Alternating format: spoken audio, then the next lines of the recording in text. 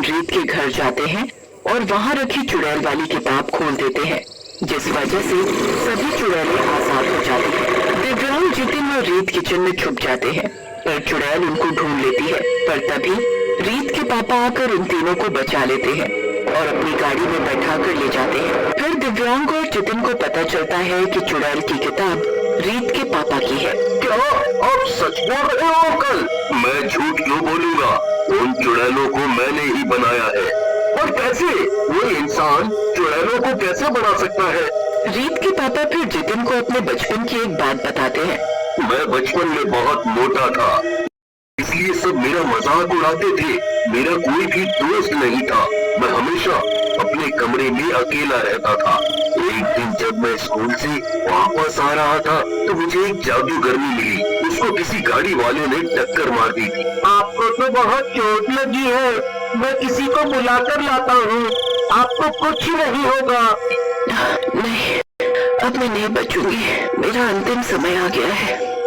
तुम बहुत अच्छे बच्चे हो, इसलिए मैं तुम्हें एक राज बताने जा रही हूँ। ये लो जादुई किताब। जादुई किताब? मैं समझा नहीं कुछ। मैं एक जादूगरनी हूँ। बहुत साल मैंने जादू सीखा है और उससे ये जादुई किताब बनाई है। ये एक ऐसी किताब है जिसमें तुम जो भी लिखोगे वो सच हो जाएगा। क्या? सच में? हाँ, सच में। मेरे पास दोस्त नहीं थे तो मैंने अपने लिए बहुत सारे दोस्त बनाए और दोस्त थे बहुत सारी चुड़ैलें और फूल। ये शुरू में मेरे साथ बहुत अच्छे से रहते थे। मुझे कोई नुकसान नहीं पहुंचाया, पर कुछ समय बाद उन्होंने मुझे नुकसान पहुंचाना शुरू कर दिया। और एक दिन जब मैं सो रहा था तो एक चुड़ैल ने मुझे मारने की कोशिश की। मैं उससे बच तो गया, पर फिर मुझे समझ आ गया कि मुझे इन चुड़ैलों को जिस किताब से बनाया है उसी में बंद करके रखना होगा। फिर मैंने इन चुड़ैलों को उसी किताब में हमेशा के लिए बंद कर दिया और उन पर ताला लगा दिया। ओह, और हमने वो ताला खोल दिया। अब हम उन चुड़ैलों को वापस उस किताब में कैसे बंद करेंगे? उसी जादुई किताब से। पर वो किताब तो मेरे घर के स्टडी रूम में रखी है और वहाँ वापस जाकर वो किताब लाना बहुत मुश्किल है और हमें वो किताब लानी ही होगी। तभी अचानक कॉलेज से जितिन की माँ का फोन आता है। जितिन, बेटा तुम कहाँ हो? क्या हुआ माँ?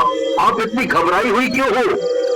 वो बेटा, मैं कॉलेज की न्यू ईयर पार्टी में जा रही थी। मैं अपनी गाड़ी कॉलेज के बाहर पार्क कर रही थी कि मैंने देखा कि कुछ चुड़ैलें कॉलेज के बाहर घूम रही हैं और उन्होंने बाहर घूम रहे कुछ बच्चों को मार भी डाला। मैं यहाँ पार्किंग में ही फंसी हुई हूँ। ना तो मैं बाहर जा सकती हूँ ना ही कॉलेज के अंदर। मैं क्या करूँ बेटा? आप बिल्कुल भी चिंता मत करो माँ, मैं आ रहा हूँ। जितिन फोन काट देता है। अंकल, वो चुड़ैलें तो पूरे शहर में फैल चुकी है। वो तो हमारे कॉलेज तक भी पहुँच चुकी है। ओह, ये तो बहुत बुरी खबर है। हमें सबको बचाना होगा। पर कैसे पापा? मुझे घर जाकर वो किताब लानी होगी जिसमें से सभी चुड़ैलें बाहर आई है और उसमें इनको वापस बंद करना है। ये तो बहुत मुश्किल काम है। मुश्किल तो है, पर इतने लोगों की जिंदगी का सवाल है। मुझे उन्हें बचाना ही होगा। हाँ अंकल, आप सही कह रहे हो। एक काम करते हैं, आप हम तीनों को कॉलेज छोड़ दो और वहाँ से वापस घर जाकर वो किताब ले आओ। हम जब तक इन चुड़ैलों के कॉलेज के अंदर घुसने से पहले खुद कॉलेज के अंदर जाते हैं और वहाँ जाकर सबको इन चुड़ैलों के बारे में बताते हैं। नहीं, ऐसे तो तुम सबकी जान को भी खतरा है। आप हमारी चिंता ना करें, हमें कुछ नहीं होगा। हाँ पापा, हमें कुछ नहीं होगा। तुम्हें तो कुछ नहीं होगा, ये तो मैं और तुम बहुत अच्छे से जानते हैं बेटा। क्या मतलब? अरे कुछ नहीं, चलो अब कॉलेज आके हमें अंदर जाना होगा। और उससे पहले मुझे अपनी माँ को पार्किंग से निकालना होगा। हाँ बिल्कुल। सब लोग कॉलेज के गेट तक पहुँच जाते हैं। दिव्यांग, जितिन और रीत गाड़ी से उतर जाते हैं और गेट के अंदर जाते ही एक चुड़ैल को घूमता हुआ देखते हैं। चुड़ैल, हमें यहाँ से छिपकर निकलना होगा। दिव्यांग, जितिन और रीत जैसे तैसे छिपते छिपाते जितिन की मम्मी तक पहुँचते हैं। बेटा जितिन तो आ गया। हाँ माँ, अब आपको डरने की कोई जरूरत नहीं है। चलो हम अंदर चलते हैं तो जल्दी से सबको इन चुड़ैलों के बारे में बताते हैं। हाँ चलो जल्दी से अंदर चलते हैं। सब लोग कॉलेज के अंदर जाते हैं। जैसे ही अंदर घुसते हैं उन्हें चुड़ैल देख लेती है। वो लोग जल्दी से अंदर भागते हैं। अंदर सब लोग पार्टी कर रहे होते हैं, सब लोग नाच गा रहे होते हैं। जितिन और दिव्यांग सबको चुड़ैल के बारे में बताने की कोशिश करते हैं, पर सब डांस करने में इतने मगन होते हैं कि कोई उनकी बात पर ध्यान नहीं देता। ऊपर से गानों की आवाज में किसी को भी उनकी बात ठीक से सुनाई नहीं देती। अब हम क्या करें? कोई हमारी बात सुनने को ही तैयार नहीं है। मेरे पास एक आइडिया है। कौन सा आइडिया?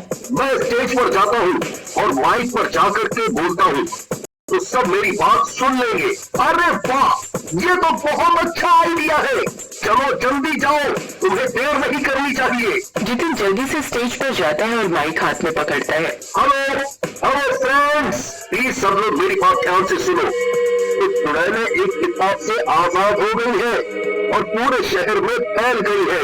कुछ तो हमारे कॉलेज के बाहर भी घूम रही है। आप सब लोग प्लीज एक हॉल में रहे और कोई भी बाहर न जाए, वरना वो चुड़ैलें आपको मार देंगी। जितिन की बात सुनकर सब लोग हंसने लगते हैं।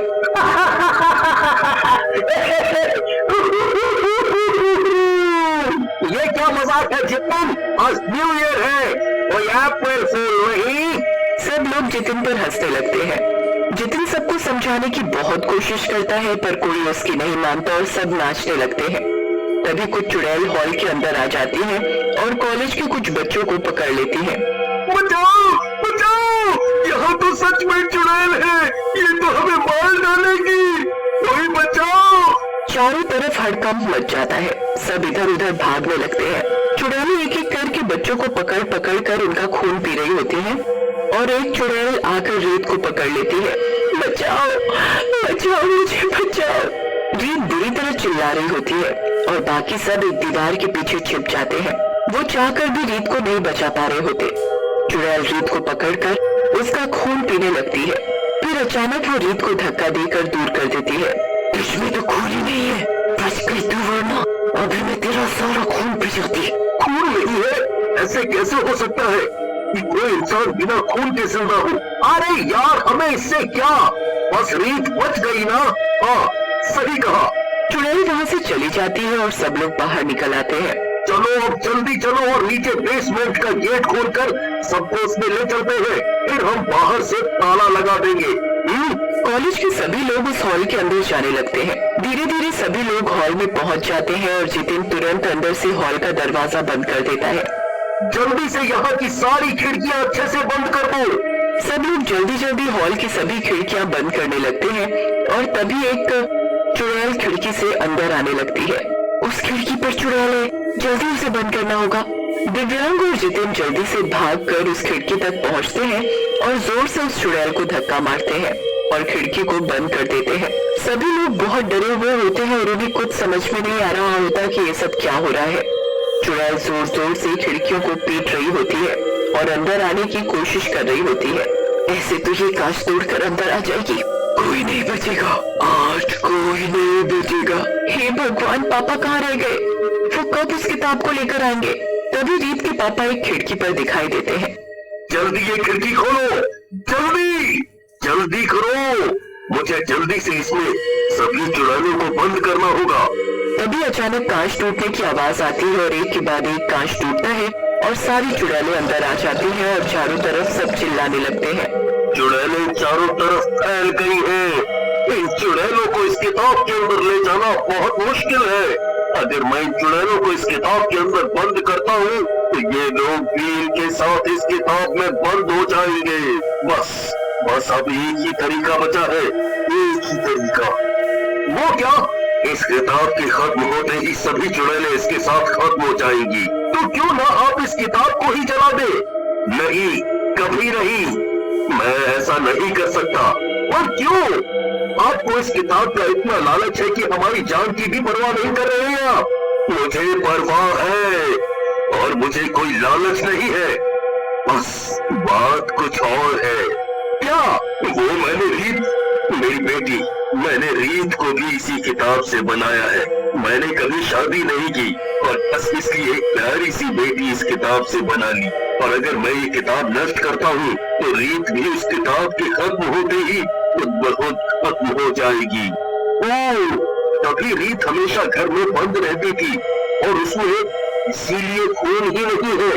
हाँ पापा, आप मेरे लिए सबकी जान जोखिम में नहीं डाल सकते। रीत अपने पापा को बहुत समझाती है पर वो उसकी बात नहीं मानते। सबको ये सच जानकर बहुत दुख होता है।